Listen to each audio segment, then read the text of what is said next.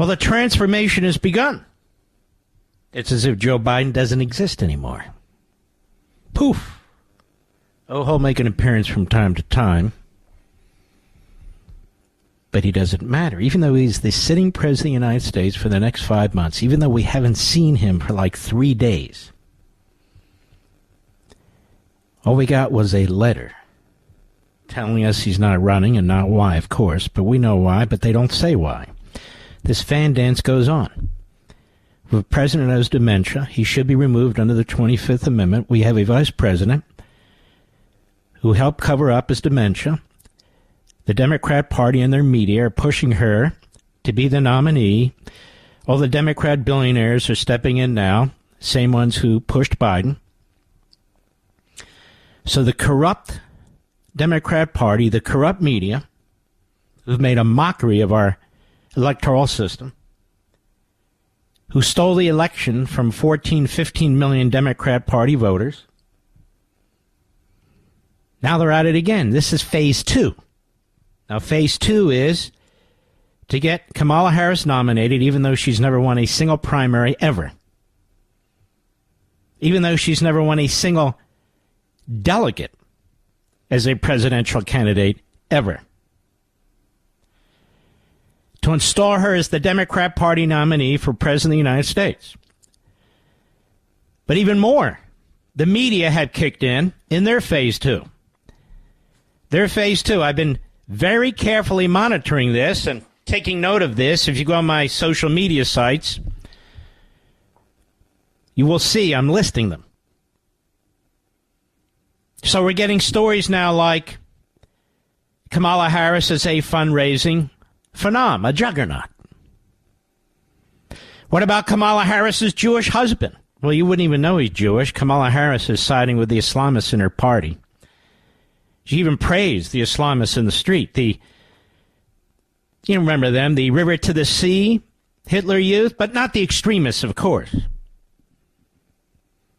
And she will not be attending Netanyahu's speech. She will not be meeting with Netanyahu, and neither Biden nor Kamala Harris nor the Secretary of State Blinken were at the airport a few minutes ago to meet the head of state of the only Jewish state, Benjamin Netanyahu, as they have made an effort to dehumanize that man. And none of them will be present for his speech.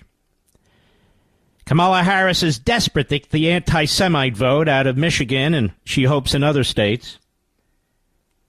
And I am very much hoping that President Trump will meet with Netanyahu and see this as an opportunity.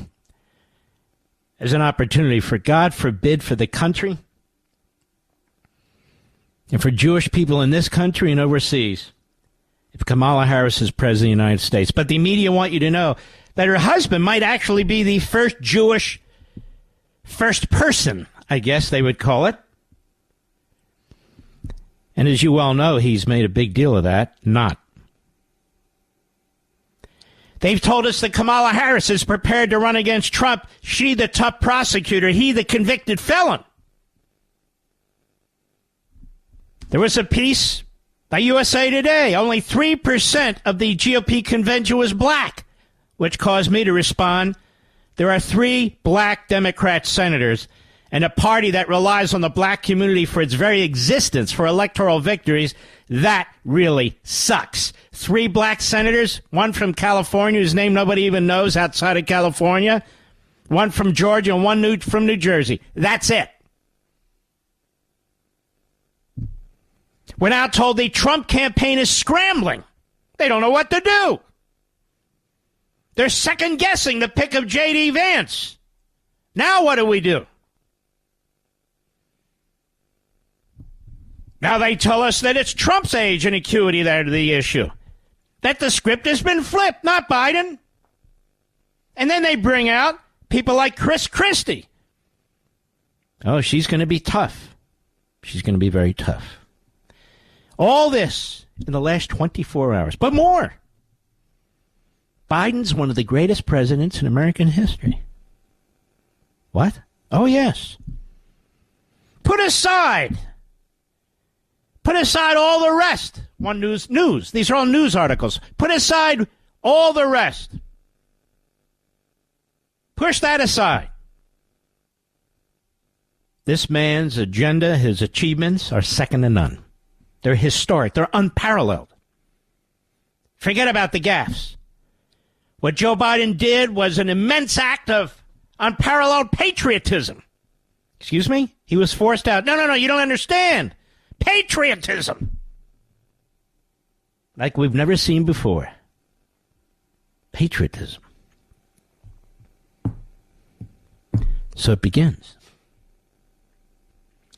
It was always going to begin. As I told you, here and elsewhere, these people, they never give up. Once a slime ball, always a slime ball. They never give up. And they will continue to do what they always do. They just did something that's never been done in American history. They stole an election from their own voters. I want to remind you, and I said this on Fox last night, this is very, very important.